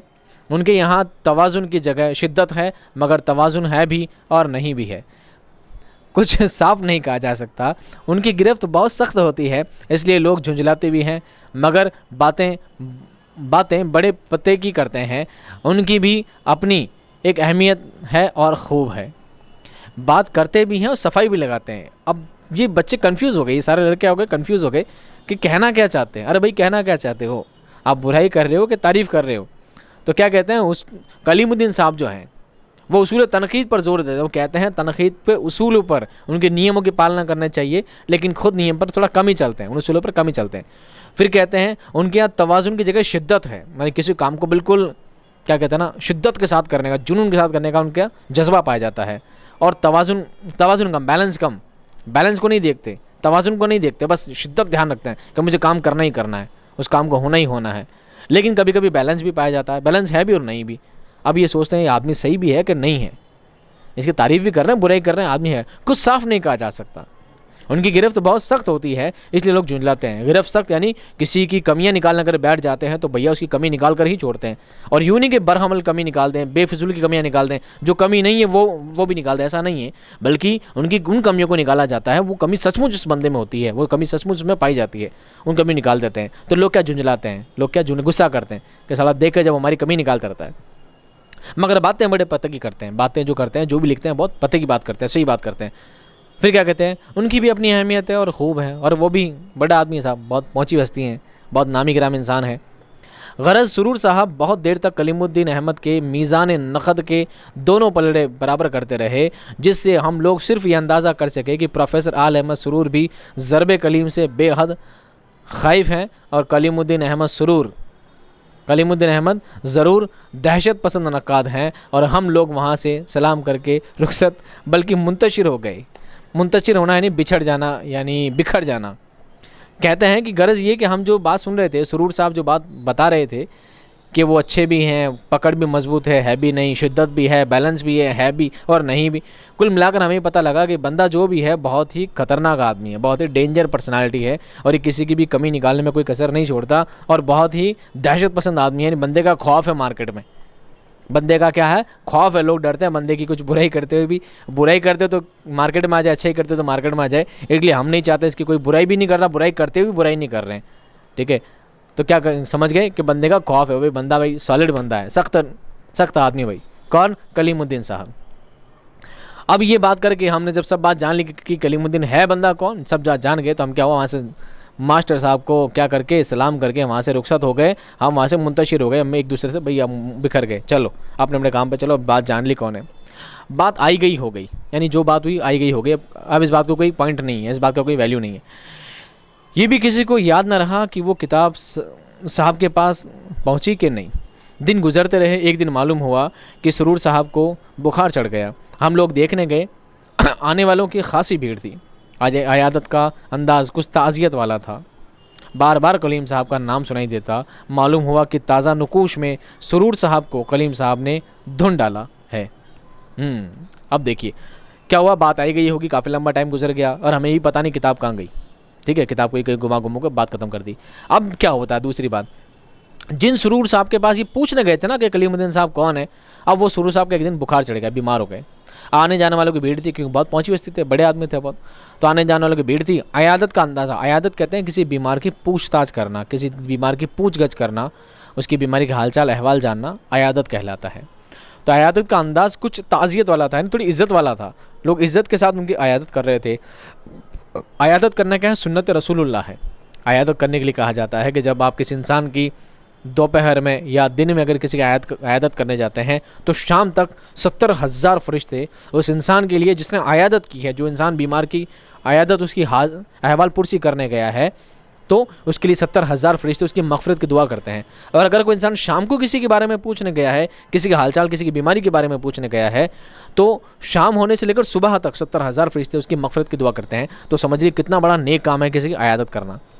बहरहाल सुरूर साहब बीमार हो गए थे, बुखार आ गया था और काफ़ी लोग उनके अयादत करने, उनके हालचाल पूछने आ रहे थे। और इसी बीमारी में, इसी हालचाल में, इसी भीड़ भाड़ में बार बार कलीम साहब का नाम सुनाई दे रहा था। और कलीम साहब की बात क्यों चल रही थी, मालूम हुआ कि ताज़ा नुकूश में, ये नुकूश एक पत्रिका का नाम है। नुकूश क्या है, एक पत्रिका का, एक मैगज़ीन का नाम है। उस मैगज़ीन में कलीम साहब ने क्या करा है, सुरूर साहब जिनसे पूछने उनको धुन डाला है। सुरूर साहब भी कुछ लिखते रहते थे, ठीक है, सुरूर साहब कुछ ना कुछ लिखते रहते थे। तो सुरूर साहब को लेकर कोई तनकीद इन्होंने कर दी कि इन्होंने कलीमुद्दीन साहब ने, और कलीमुद्दीन साहब कौन, जिनके बारे में पूछने गए थे, धुन डाला है, यानी बढ़िया धुन डाला है, पूरा मामला ख़त्म कर दिया है। अहले इल्म का मजमा था। अहले इल्म यानी सब पढ़े लिखे लोग, पर्सनालिटी पर्सन, प्रिविलेज पर्सन का मजमा था, भीड़ थी। अंदाज़े गुफ्तगू में ठहराव और सब्र ज़ब्त का ऐसा अंदाज़ था गोया लखनऊ का किला कलीमुद्दीन ने ढा दिया है और सालार काफिला बीमार गुम बना हुआ है। देखिए कितने ज़बरदस्त तरीके से बातों को लिखा है इन्होंने। ये कहते हैं अहले इल्म का मजमा था, पढ़े लिखे लोग वहाँ पर बैठे थे और जब बात करी थी कि यार कलीम साहब ने गज़ब लिखा है, कलीम साहब ने यार सुरूर साहब का क्या कर दिया है, उनको धुन डाला है, उनके बारे में क्या तनकीद की है, क्या लिखा है, ज़बरदस्त कर दिया है, तो सब बातें बुराई की बात, आलोचना की बात चल रही, क्योंकि वो किसी की बुराई अच्छाई में देखते थे। जो बात है सख्त है और सही तो मतलब सही, गलत तो मतलब गलत, ये कलीमुद्दीन साहब का तरीका था। तो ठहराओ, अब वहाँ जो बात कर रहे हैं ना, तो पढ़े लिखे लोग कैसे बात करते हैं, हाँ साहब ठीक है साहब, ठीक ठीक ठीक, अच्छा अच्छा अच्छा, तो लोगों का तरीका होता है ना पढ़े लिखे लोगों का बात करने का, रुक रुक कर ठहराव के साथ। तो उनके बातों में ठहराव था, एक ज़ब्त था, एक सब्र था, और बात करने से ऐसा मालूम होता था कि लखनऊ का किला कलीमुद्दीन साहब ने ढा दिया है, बिल्कुल तोड़ दिया, लखनऊ किला ही तोड़ दिया। और सालार काफिला, सालार कहते हैं किसी सेनापति को कह सकते हैं, सालार किसे कह सकते हैं, किसी सेना को कह सकते हैं, या यूँ समझ लीजिए कोई फ़ौज होती है, कोई फ़ौज का जो सरदार होता है, कोई फ़ौज का सरदार होता है, उसे सालार कहते हैं। और सालार काफिला, और जो काफिले का सरदार था वो क्या हो गया, गुम बना हुआ है।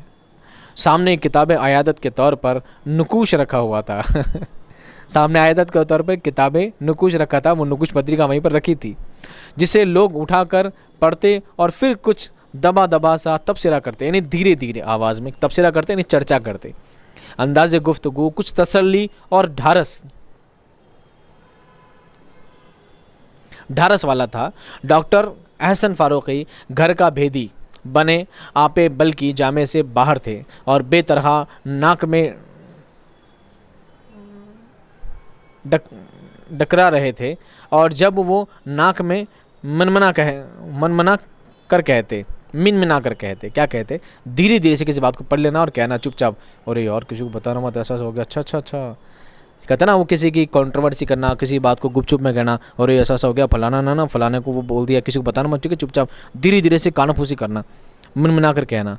अब क्या कहते हैं, सुरूर सुरूर सुरूर कलीमुद्दीन ने ये बात तो ठीक कही है, कलीमुद्दीन ने ये बात तो ठीक कही है ना। सुरूर साहब, कलीमुद्दीन जो भी लिखता तो जोरदार था, ये बात तो हकीकत की बात है, वो जो बात लिखते बस स्पष्ट लिखते थे, चाहे वो सही हो गलत हो, आगे अगले इंसान को भले कुछ भी लगता हो, लेकिन बातें सही लिखते थे। तो कहते हैं सुरूर सुरूर सर्रो सर्रो कलीमुद्दीन ने ये बात तो ठीक कही है, तो सुरूर साहब की कमज़ोरी बढ़ जाती और खिलाफ कायदा झल्लाते नज़र आते। सुरूर साहब हम लोगों को लिफ्ट ज़रा कम ही देते थे, इसलिए लड़के लोग कुछ खुश ही थे कि कोई कोई तो उन्हें मिला।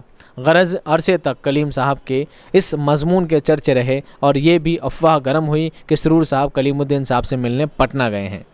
एक साहबजादे जो ख़ुद आजकल अमेरिका में प्रोफेसर हैं, उनका हलीफा बयान था कि खुद बर्थ रिज़र्व कराने गए थे। यानी बहुत दिनों तक वो बीमार हो गए, बीमार होने बाद ठीक भी हो गए। बहुत दिनों तक ये चर्चा चलती रही कि भाई कलीम साहब ने क्या किया था, सरूर साहब के लिए तनक़ीद लिख दी थी। किस में लिख दी थी? उस पत्रिका का नाम याद रखना,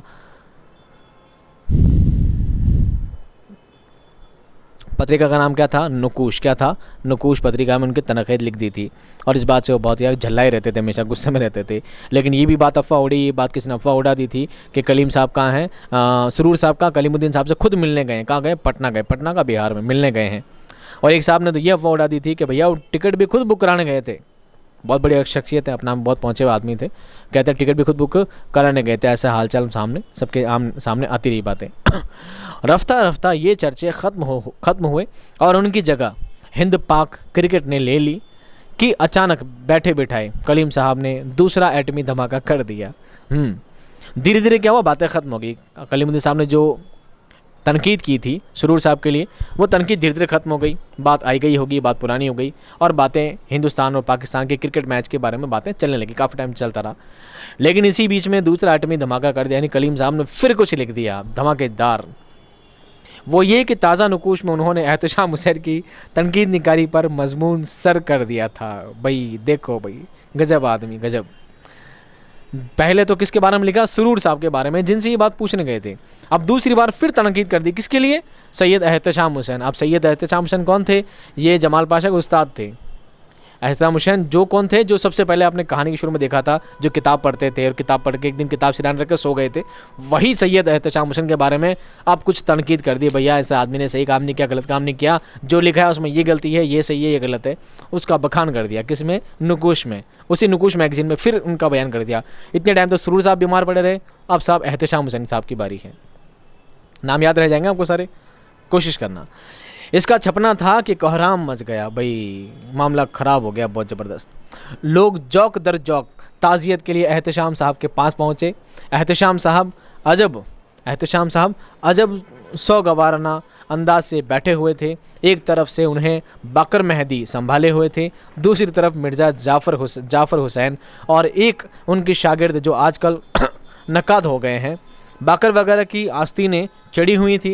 एहतशाम साहब कभी ठंडा करते, कभी झड़क देते, जवाबी कार्रवाई की धमकी पर सख्ती से मना करते। अब एक लफ्ज़ इसमें है जौक दर जौक, गिरोह ब गिरोह लोग आते जाते, भीड़ लगती जाती है। एहतशाम हुसैन साहब, अरे साहब जो भी हो गया साहब, ठंडा रखो, थोड़ा गुस्सा मत करना, उनका गुस्सा थोड़ा ख़राब है, मुझे पता है। और सब लोग संभालते थे कि ठीक है, उनके बारे में उन्होंने आपके बारे में ऐसा लिख दिया, उन्होंने आपके बारे में ऐसा लिख दिया, ऐसा करते हम भी लिख देते उनके बारे में, हम भी कलीमुद्दीन साहब के बारे में पलटवार कर देते हैं, हम भी वापस कुछ उनके नुकूश में हम भी लिख देते हैं कि कलीमुद्दीन साहब ने लिखा, गलत लिखा, ऐसा लिखा, वैसा लिखा, हम भी कर देते हैं। लेकिन वो क्या करते हैं? सख्त मना करते हैं, नहीं हम ऐसा बिल्कुल नहीं करेंगे। कलीमुद्दीन साहब ने लिखा है तो लिखा है, लेकिन हम ऐसा बिल्कुल भी नहीं करेंगे। क्या कहते थे? नहीं भाई बिल्कुल कोई ज़रूरत नहीं है, नहीं भाई कोई ज़रूरत नहीं है, मालूम नहीं कैसे क्या हो जाता है, खामोशी बेहतर है, मामला तो कुछ भी नहीं है, उलझाने से हासिल। हमने तसल्ली देते हुए अर्ज़ किया। चलो हमने उनको सांत्वना दी, तसल्ली दी कि कोई बात नहीं, चलो आप नहीं देना चाहते कोई बात नहीं, दिमाग ठंडा रखो, हो गया जो हो गया, लिख दिया जो लिख दिया। हुजूर आपको तो खुश होना चाहिए कि कलीम साहब ने आपको कम अज़ कम हाथी तो मान लिया है कि एहतशाम हुसैन जब आल अहमद सरूर की नकल करते हैं तो मालूम होता है कि कोई हाथी खुश फैलियाँ कर रहा है, कोई हाथी खुश फैलियाँ कर रहा है कम से कम। अब ये क्या लिखते हैं? ये कलीमुद्दीन साहब ने लिख दिया कि ये जो एहतशाम हुसैन साहब हैं, ये अपने दोस्ती कह लीजिए एक बार, तो एहतशाम हुसैन साहब जब इनकी तारीफ़ करते हैं आल अहमद सरूर की, तो बहुत बड़ी बड़ी बातें करते हैं, बहुत बड़ी बड़ी बातें करते हैं। तो ये दोनों एक दूसरे में क्या है, सिका पार्टी दोनों की क्या है, आपस में पार्टिसिपेशन है, दोनों की का पार्टी बन रखी, दोनों एक दूसरे की तारीफ़ करते हैं, जबकि असल में ऐसा नहीं है। इन दोनों में कोई ना कोई कमी है, और तो कमी को कौन बयान करते हैं? कलीमुद्दीन साहब करते हैं, जिसका हम चैप्टर पढ़ रहे हैं। इस पर एक कहकहा पड़ा। एहतशाम साहब चंद दिन बीमार और कई दिन झुंझलाए रहे। क्योंकि उनके बारे में बुरा भला कह दिया था। पहले सरूर साहब के बारे में कह दिया था तो वो बीमार पड़ गए थे, दूसरी बार इनके बारे में कह दिया तो एहतशाम हुसैन साहब भी क्या पड़ गए, बीमार पड़ गए, बहुत दिन तक बीमार ही रहे। फिर क्या हुआ आगे देखिए। जब अलीगढ़ में एमए करने के दौरान तनकीद के चर्चे से हमारा साबिका पड़ा तो हमने कलीमुद्दीन अहमद की किताबें उर्दू तनकीद पर एक नज़र और उर्दू शायरी पर एक नज़र गौर से पढ़ी। अब धीरे धीरे ये जो लोग हैं ना, कौन, अहमद जमाल पाशा वगैरह, ये भी तनकीद निगार बने आगे जाकर, तो इनको किताबें पढ़नी थी। अब पढ़ने के लिए कौन सी किताब याद आई, कलीमुद्दीन अहमद की किताबें याद आई। कौन सी, उर्दू तनकीद पर एक नज़र और उर्दू शायरी पर एक नज़र, ये दोनों किताबों को याद आई। इसी ज़माने में हमने उर्दू नाक़दीन की एक पैरोडी कपूर का फ़न के उन्वान से लिखी। हाँ, अब जितने भी नाक़दीन थे, जितने भी नक़ाद थे, जितने भी तनकीद निगार थे, उन सब के लिए क्या लिख दी, पैरोडी लिख दी। पैरोडी का नाम रखा कपूर का फ़न, और ये बहुत फेमस रही, बहुत ज़्यादा फेमस हुई, बहुत ज़्यादा शोहरत पाई इसने। अब पैरोडी का मतलब क्या है, किसी सिन्फ में, चाहे वो गज़ल हो, नसर हो, नज़्म हो, कुछ भी हो, उसको वापस मज़ाही अंदाज में उसके मजाक के बारे में लिखा जाए, वही पैरोडी कहलाया जाता है। इसमें कलीमुद्दीन अहमद के अंदाज़ बयान का भी चरबा उड़ाया तो बेहद पसंद किया गया। क्या किया गया, पसंद। सर सैयद हाल मैगज़ीन स्कॉलर का मैं एडिटर था, उसका पैरोडी नंबर निकाला। पहली बार ये पैरोडी उसमें या अलीगढ़ मैगज़ीन में शाया हुई थी। कलीम साहब के एक शागिर्द हमारे गहरे दोस्त थे, उनके इसरार पर हमने वो रिसाला कलीम साहब को डाक से भेज दिया। उन साहब का कहना था कि कलीम साहब को ख़त का जवाब देने की आदत नहीं है, मगर वो बहुत पढ़ते हैं और आपका मज़मून ज़रूर पढ़ेंगे और पसंद करेंगे। खिलाफ तवक्को चंद दिन बाद मुझे कलीम साहब का ख़त मिला जिसमें उन्होंने लिखा था मुकर्रमी। अब ये कौन लिख रहे हैं, ये खुद एडिटर थे, खुद क्या थे, एक एडिटर थे। इन्होंने क्या निकाला, एक पैरोडी नंबर निकाला और उसको किसे भेज दिया, कलीम साहब को भेज दिया। किस लिए, पढ़िए और उसका जवाब दीजिए। अब कह दिया कि उसका जवाब देते नहीं हैं, वो अक्सर पढ़ते तो हैं, पढ़ते तो बहुत है, पर जवाब देने का टाइम नहीं मिलता, इसलिए पढ़ते नहीं, ज़्यादातर जवाब नहीं देते हैं। पर फिर भी इनकी खुशकिस्मती थी कि उनके पास किनका, कलीम साहब का क्या आ गया था, ख़त आ गया था। और ख़त में क्या लिखते हैं, देखिए ख़त में लिखते हैं, मुकर्रमी, पर्चे का शुक्रिया, कपूर एक मुताला पसंद आया, पैरोडी खूब है, उर्दू के लिए ये नई चीज़ है। इससे अंदाज़ा होता है कि आपको मगरिबी अदब के मुताले में दिलचस्पी है, इस फ़न को तरक्की दें। यानी उन्होंने जो काम किया, पैरोडी जो निकाली है, पैरोडी जो शाया की, जो प्रकाशित की, उसे उन्होंने पसंद किया कि हाँ अच्छा लगा, ये मगरिबी सिन्फ से आई है, मगरिबी तरीके से आई है, अंग्रेज़ों ने इसको स्टार्ट किया था जिसे आपने लिखा है, और मैं अच्छा लगा उर्दू में, इस चीज़ को हमने पसंद किया है और हम चाहते हैं आप इस फ़न को क्या दें, तरक्की दें और आगे बढ़ाएँ। आपका ख्याल गलत है, मैंने बुरा नहीं माना, पैरोडी तो शाहकारों की होती है, पैरोडी तो शाहकारों की होती है। अरे शाहकारों की होती है, इस बात को मैं और समझाता हूँ आगे डिटेल में। देखिए, ये तो कार्टून का फ़न है, आपका अंदाज़ा इस्तेहज़ाइया नहीं बल्कि उस्लूब को नुमायाँ करने का है। इसे आप जो अपनी किताब में शाया करना चाहते हैं उसमें ज़रूर शामिल करें। किताब के नाम की फरमाइश मसरूफ़ियत की नज़र हो गई, आप ख़ुद कोई अच्छा सा मुख्तसर नाम रख लें। पटना आए तो ज़रूर मिलें, टेलीफ़ोन कर लें, काजी साहब खैरियत से हैं, पैरोडी की इतला पहले उन्होंने दी थी, वो भी खुश हैं। कलीमुद्दीन अहमद, इन्होंने क्या दिया, जवाब दिया। ये कहते हैं जो इस्तेहज़ाइयापन होता है ये मस्खरापन है, इसमें कोई मस्खरापन नहीं है बल्कि उसलूब को नुमायाँ करने का तरीका है। और पैरोडी तो शाहकारों की होती है। शाहकार यानी पैरोडी किसकी की जाएगी, अरे मान लीजिए अगर मैं किसी शख्स का नाम बताऊं, अब मैं आपको ना बहुत छोटा सा डेमो देता हूँ इस बात को समझाने के लिए। आपने देखा होगा एक सूर्यवंशम, एक मूवी है अमिताभ बच्चन की, सेट मैक्स पर डेली आती है, ठीक है, और कोई आपको ये बोले कि कल शाम को सेट मैक्स पर सूर्यवंशम मूवी आ रही थी, मैंने पूरी देखी, तो आप उस बात पर हंसेंगे या नहीं हंसेंगे? आप बिल्कुल हंसेंगे। क्यों हंसेंगे? क्योंकि आप जानते हैं, सेट मैक्स चैनल जानते हैं, आप सूर्यवंशम मूवी जानते हैं, आपने उसे देखी है, आपको पता है वो रोज़ आती है, और इस बात पर आप हंस पड़ेंगे। लेकिन आप जानते ही नहीं सेट मैक्स किसे कहते हैं, अमिताभ बच्चन कौन है, आप इन लोगों को जानते ही नहीं, पहचानते ही नहीं, तो आप हंसेंगे क्यों? आप उसको मजाक कैसे बनाएंगे? तो कहते हैं पैरोडी तो शाहकारों की होती है, शाहकार अजीम हस्तियों की, बड़े लोगों की, जो सच में यूनिक हो उसी की तो पैरोडी की जाएगी। जिस बात को कोई जानता ही नहीं उसकी पैरोडी कौन की जाएगी? तो आप ये मत सोचिए मैंने बुरा माना, बल्कि मैं कहता हूँ आपने बहुत अच्छा लिखा, और आपका अंदाज़ जो है इस्तेहज़ाइया नहीं है, मतलब मस्खरेपन वाला नहीं है, बल्कि उसलूब को नुमाया करने का है। आपने एक अलग ढंग अपनाया है और हम इस ढंग की तारीफ़ करते हैं। और आप कहते हैं ये जो कपूर, इन्होंने नाम दिया था शायद इसको कपूर का मुताला, कपूर एक मुताला, तो मुझे ये नाम दुरुस्त लगता है। फिर भी अगर आपको अच्छा नाम लगता है तो आप अपनी तरफ से नाम रख सकते हैं, जिसे कपूर का फ़न नाम बाद में दे दिया गया था। ठीक है, आगे देखिए। एक तालिब इल्म की इससे बढ़कर क्या हौसला अफजाई हो सकती है। खुशी के मारे बुरा हाल था। अहबाब और असातिज़ा में कई दिन कलीम साहब के ख़त की नुमाइश का सिलसिला जारी रहा और बार बार दोस्तों को चाय पिलाना पड़ी। गालिब सदी तकरीबात का हंगामा पटना यूनिवर्सिटी में बरपा हुआ तो मुझे भी मदऊ किया गया, यानी निमंत्रित किया गया। प्रोफेसर अख्तर ओरियनवी का मेहमान था। इन तकरीबात का इफ्तिताह कहते हैं मुहूर्त को, इनाग्रेशन को, है ना। इन तकरीबात का इफ्तिताह यानी इनका इनाग्रेशन प्रोफेसर कलीमुद्दीन अहमद ने किया था। बस वो 2 जुमले बोले थे और सेनेट हॉल तालियों से गूंज गया था। उनकी 2 बोल से, उनकी 2 लाइनों से ही पूरा हॉल क्या हो गया था, गूंज गया था। इतनी ज़बरदस्त बात वो कहा करते थे। गालिब के ज़माने में उनकी इज़्ज़त अफजाई जो की गई वो उनकी हैसियत से कम थी, और उस ज़माने में जो इज़्ज़त अफजाई हो रही है वो उनकी हैसियत से ज़्यादा है। मैंने पहली बार उन्हें बहुत गौर से देखा। वो मुझे निहायत सुर्ख और सफ़ेद तंदुरुस्त किस्म के बुज़ुर्ग लगे। बौना सा कद, लंबाई के मुकाबले में चौड़ान, इत्मीनान बख्श, निहायत संजीदा, मतीन मतलब भी संजीदा ही होता है ना, गंभीर, खामोश, लिए दिए चेहरे पर वक़ार और आसूदगी। बहुत इज़्ज़त वाला और बहुत क्या कहते हैं, जेन्युइन पर्सन लगे। कैसे लगे? जेन्युइन पर्सन लगे। खामोश बैठते तो वो चेहरा तकरीबन चौकोर मगर भरा भरा सा, यानी भरा भरा उनका चेहरा था। मुस्कुराते या बात करते तो मुंह गोल हो जाता। गरज आम इंसानी चेहरों से खासा मुख्तलिफ, आम लोगों से थोड़ा हटकर उनका चेहरा था। जब इजलास ख़त्म हुआ तो और लोगों ने उन्हें घेरा तो मैंने भी उन्हें सलाम किया, जिसका जवाब उन्होंने फेस एक्सप्रेशन से दिया और मैं बस देखता ही रह गया और वो चल दिए। फेस एक्सप्रेशन यानी आप किसी को सिर हिला देते हैं ना थोड़ा सा, कि देखो हाँ मैंने आपको देख लिया है, थोड़ा मुस्कुरा कर सिर हिला देते हैं, इसको कहते हैं फेस एक्सप्रेशन से उन्होंने जवाब दिया, हाँ भी मैंने आपका सलाम कबूल किया। कि भीड़ बहुत ज़्यादा थी, लोगों ने घेर रखा था उनको, सेलिब्रिटी हैं बहुत बड़ी। उनके साथ vice chancellor doctor Mumtaz Ahmad, professor Ata Kakori और डॉक्टर अख्तर ओरियनवी थे, जो उन्हें मोटर तक पहुंचाकर वापस आ गए। हमारे एक दोस्त ने बताया कि शाम को कलीम साहब के यहाँ आप लोगों के एजाज़ में एक एट होम है।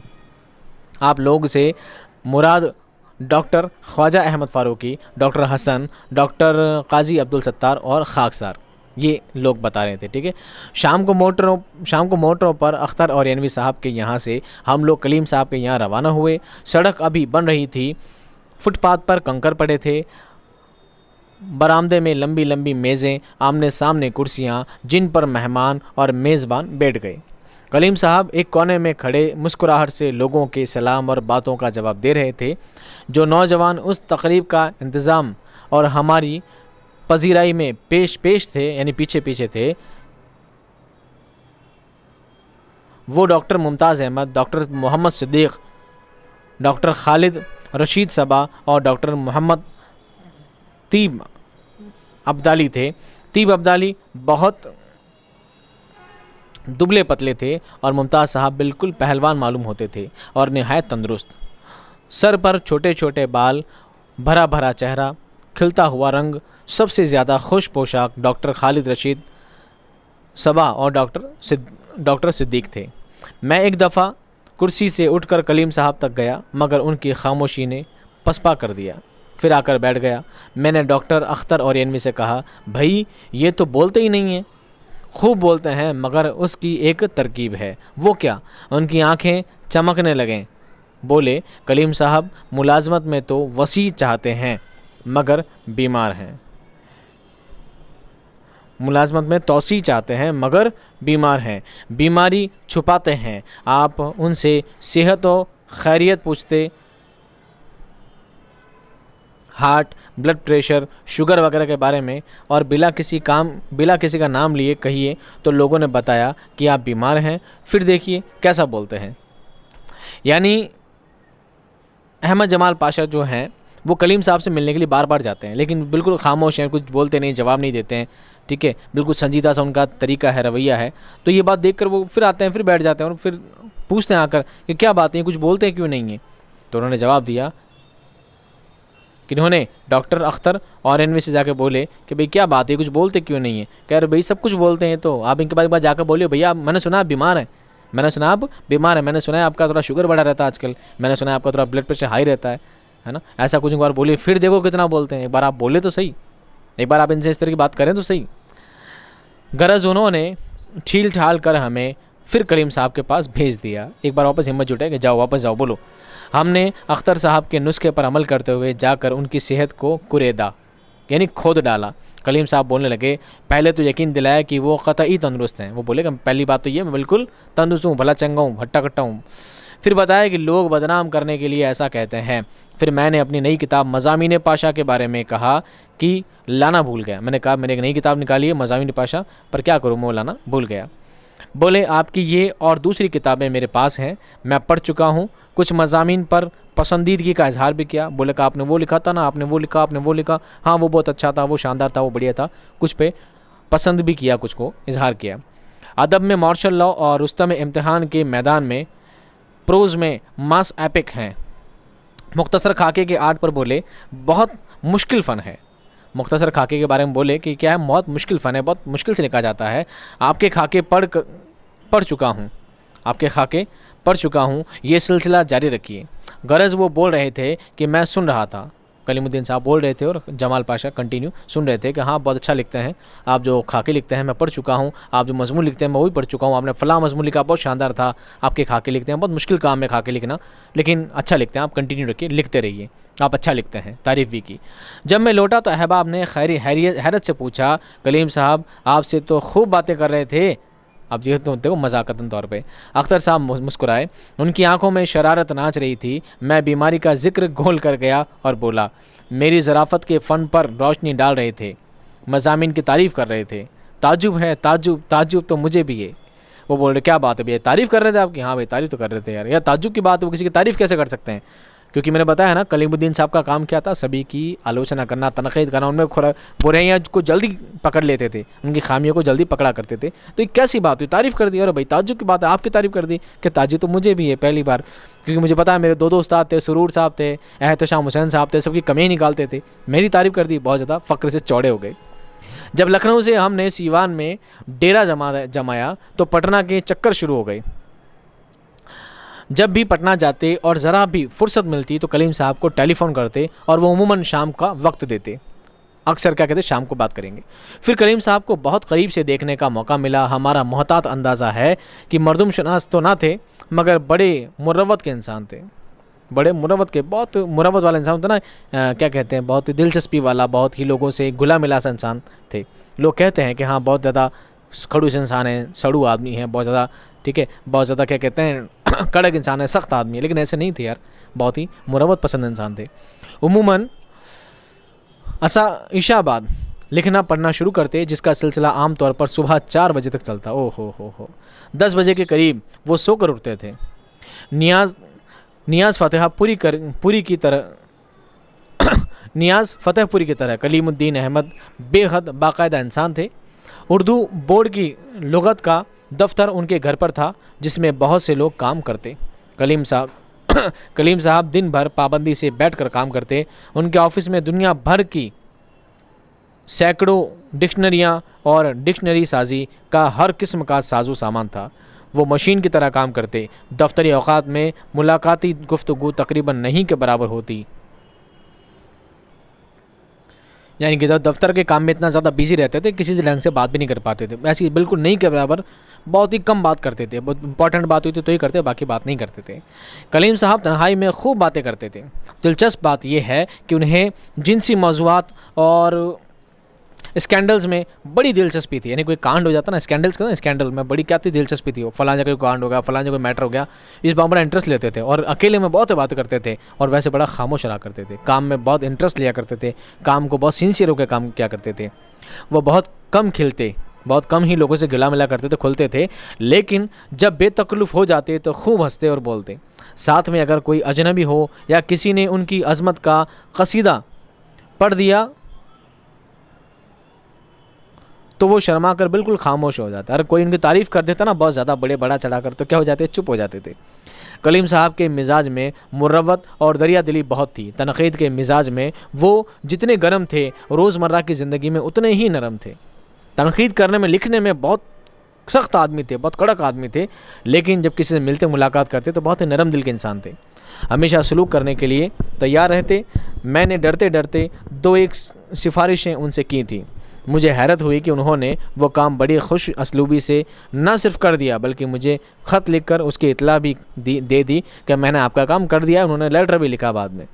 मुझे हैरत हुई कि उन्होंने वो काम बड़ी खुश असलूबी से ना सिर्फ कर दिया, बल्कि मुझे ख़त लिख कर भी इत्ला भी दे दी।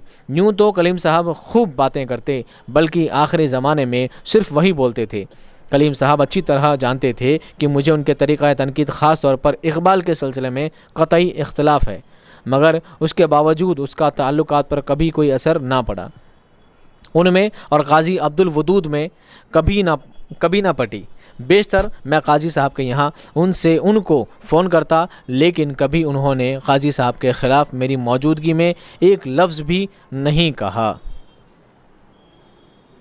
वो कहते हैं कि बहुत सख्त आदमी थे, बड़ा जब लिखते थे। और इकबाल साहब, अल्लामा इकबाल साहब के बारे में जब तनकीद करते थे तो बहुत ही सख्त करते थे, और ये बात मुझे पसंद नहीं थी। लेकिन ऐसा नहीं था कि इस बात को लेकर हमने कभी मतभेद हुआ हो, हमें कभी मुठभेड़ हुई हो, ऐसा कभी नहीं हुआ। हमारे अखलाक अपनी जगह, हमारा व्यवहार अपनी जगह, हमारा तौर तरीका अपनी जगह, और उनका तनकीद, उनका काम अपनी जगह, मेरा काम अपनी जगह, ठीक है। काम में कभी इंटरफेयर नहीं किया करते थे। मैं जब भी कलीम साहब से मिलने जाता तो वो मुआसिर का नया शुमारा देते, यानी उसका नया नंबर देते, नई पत्रिका देते।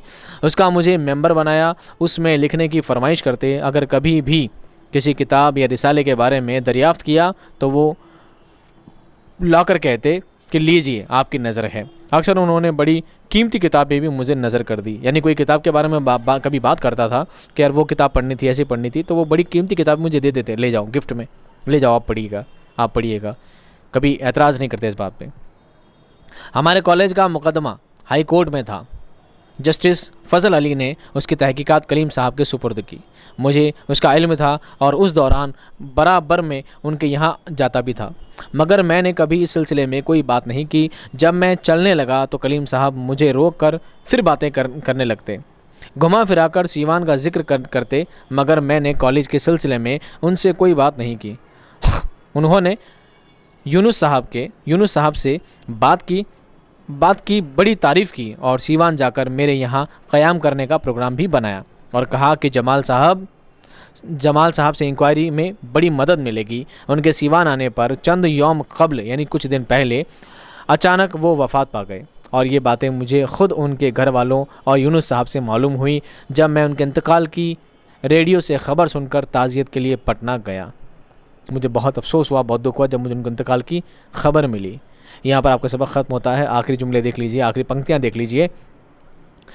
अब भी उनका ख़याल आता है और याद आता है कि आलमी अदब या अंग्रेज़ी अदब पर मैंने उन्हें छेड़ दिया है, और वो मुसलसल बोले चले जा रहे हैं, और महसूस होता है कि इल्म व दानिश का एक समंदर उबल रहा है। उनकी हमारे लिए इस वजह से भी हमेशा एक अहमियत रहेगी कि बिहार की शिनाख्त हमारे जिन जवाहर और उर्दू दुनिया के ख़जाने में होती है, उनमें कलीमुद्दीन अहमद की हैसियत कोहे नूर की तरह है।